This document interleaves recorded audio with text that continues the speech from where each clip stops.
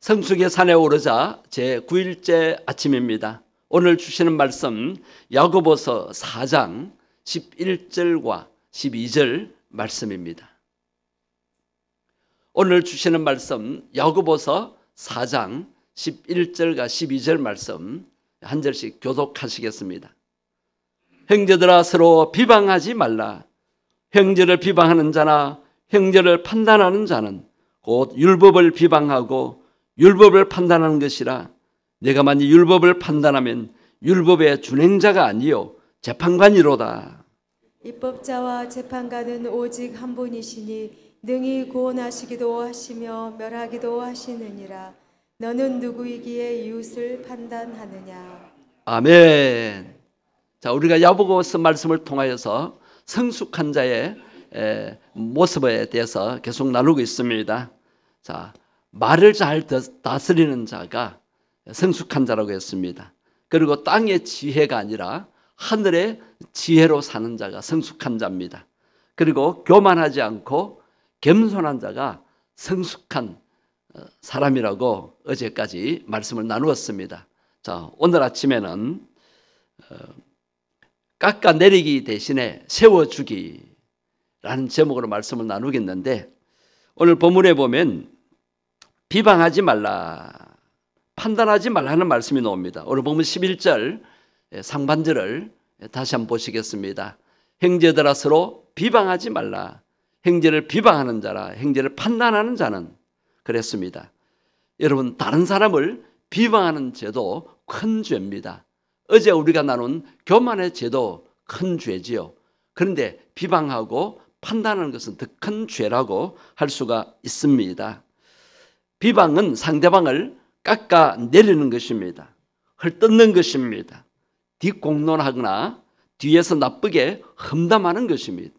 이 비방이 계속되면 정죄로 이어집니다. 그리고 판단은 평가가 아닙니다. 여기서 말하는 판단은 내가 생각하는 것이 옳다라고 판단하면서 정죄에 빠지게 됩니다. 나는 옳고 너는 그러다, 너는 잘못됐다, 틀리다라고 판단하면서 정죄에 빠지기 쉬운 것입니다. 물론 우리가 올바른 판단하고 살아야 되죠. 그러나 사람에 대해서 판단하는 것은 내가 할 일이 아니라는 것입니다. 왜?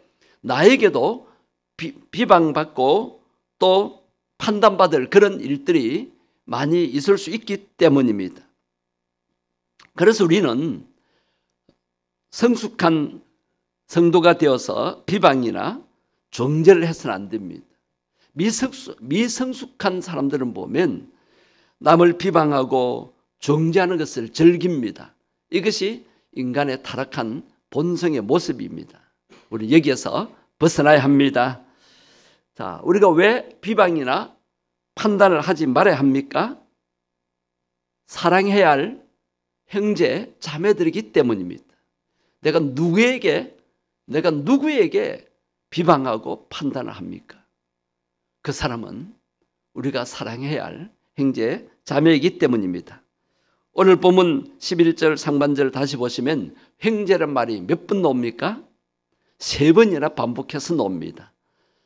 형제들아 서로 비방하지 말라. 형제를 비방하는 자나 형제를 판단하는 자는, 이 형제는 자매도 포함됩니다. 어제 여인들아 그럴 때 남자도 포함됩니다. 원어상으로 보면. 자, 오늘 본문에 형제들아 비방하지 말라. 남자 형제만 의미하는 것이 아니에요. 자매들도 포함되는 것입니다. 우리는 한 형제 자매입니다. 한 분이신 하나님을 우리는 한 아버지로 모시고 섬기고 있지 않습니까? 또 우리는 예수님 안에서 한 피바다 한 몸 이룬 형제 자매입니다. 아멘. 예. 우리는 진정한 형제 자매로서 서로를 깎아내리거나 험담해서는 안 되는 것입니다. 우리는 어떻게 해서든지 서로 사랑하며 서로를 세워주며 살아야 합니다. 그렇기 때문에 우리가 남을 깎아내리고 남을 헛뜯고 남을 험담하는 것은 비신앙적이라는 거 생각하셔야 돼요. 신앙생활을 하면 그래서는 안 된다는 것입니다. 원래 이 비방이라는 이 단어 자체가 마귀, 디아볼로스라는 말과 동의어입니다. 마귀는 이간자죠. 마귀는 비방자입니다. 따라서 우리가 누군가 사이를 이간질시키고 헐뜯는 일을 즐길수록 그것은 마귀의 도구가 되는 것입니다. 내가 남을 헐뜯는다, 남을 비방하고 정죄한다, 그것은 마귀에게 입을 빌려주는 꼴이 되는 것입니다. 우리는 하나님의 입이 돼야 되지, 복음 전하는 입, 사랑을 말하는 입이 돼야 되지 마귀의 입이 되어서 되겠습니까? 또 왜 비방하거나 판단해서는 안 됩니까? 그것은 내가 하나님의 자리에 앉는 것이기 때문입니다. 비방하고 판단하는 것은 하나님의 자리를 내가 차지하는 거예요. 오늘 보면 11절 하반절 중요합니다. 11절 하반절 한번 보십시오. 하반절 보십시오. 끝부분. 내가 만일 율법을 판단하면 율법의 준행자가 아니요 어떤 자로다? 재판관이다. 율법은 나에게 적용시키라고 주신 겁니다. 내가 율법을 보면서 나 자신이 율법대로 말씀대로 사는가, 내가 바르게 사는가를 척도하고 있잖아.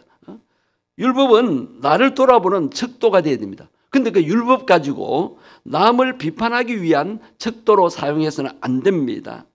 바리새인들이 그랬어요. 자기들은 그렇게 못 살면서 하나님 백성들은 율법의 이 제목들을 엄청나게 많이 만들어 가지고 율법대로 사는가 안 사는가 감시하고 그러지 못하면 비난하고 정죄했어요.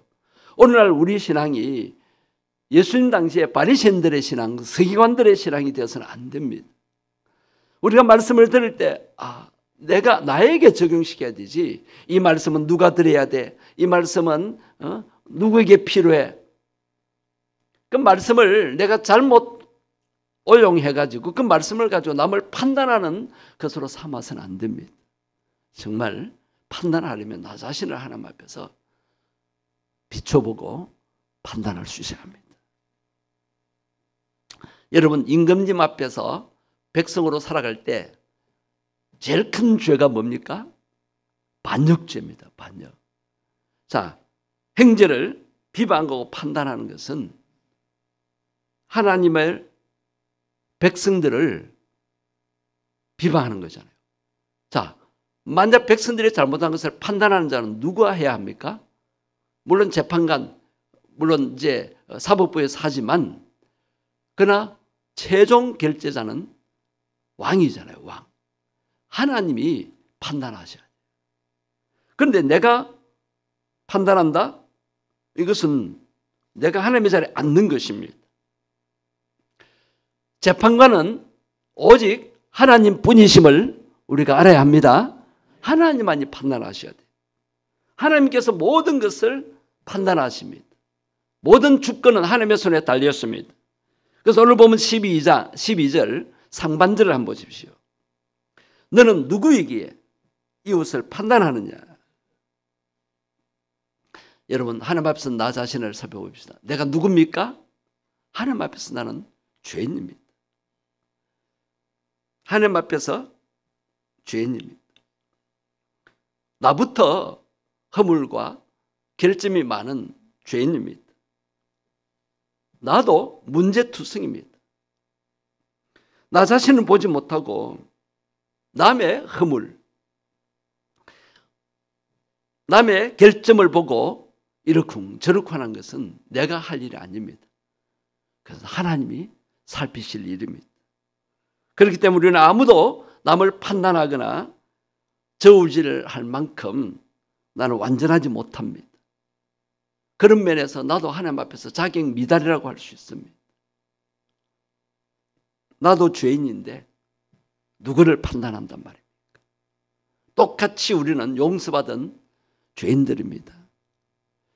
내 눈에 있는 들보는 깨닫지 못하고 남의 눈에 있는 조그마한 티를 보고 그것을 탓하고 판단하고 정죄한다면 그것은 하나님 앞에서 큰 죄라는 것입니다. 이 남을 비방하고 판단하는 것을 죄라고 생각하지 않은 분들이 많아요. 여러분, 우리가 10계명을 다 어기는 것이 죄잖아요. 그런데 그 10계명의 강조점이 뭡니까? 이웃 사랑이에요. 1계명부터 4계명까지는 하나님을 사랑하기 때문에 지켜야 하고 5계명부터 10계명까지는 이웃을 나 외에 다른 사람을 사랑하기 위해서 지키는 거예요. 그죠? 남을 사랑한다면 비방하거나 정죄하지 못하는 것입니다.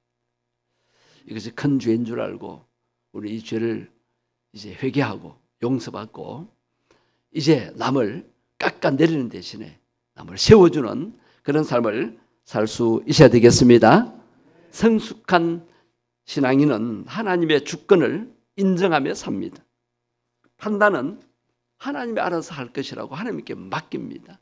내가 나서서 옳고 그러다, 나는 옳고 너는 잘못이다, 그것은 하나님의 자리를 탐내는 것입니다.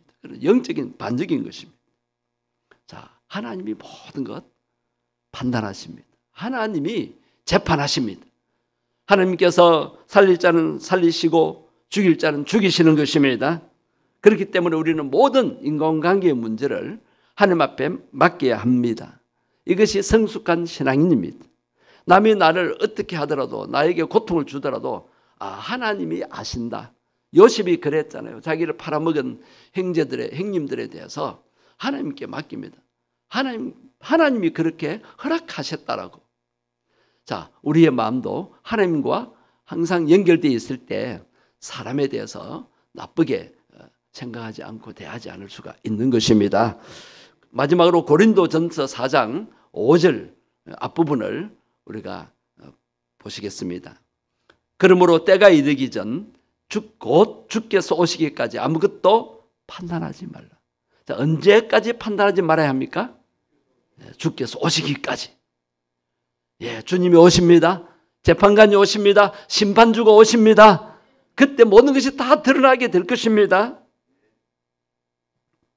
우리는 다른 사람을 깎아내리지 말고 세워주는 성숙한 신앙인으로 살아가야 하겠습니다.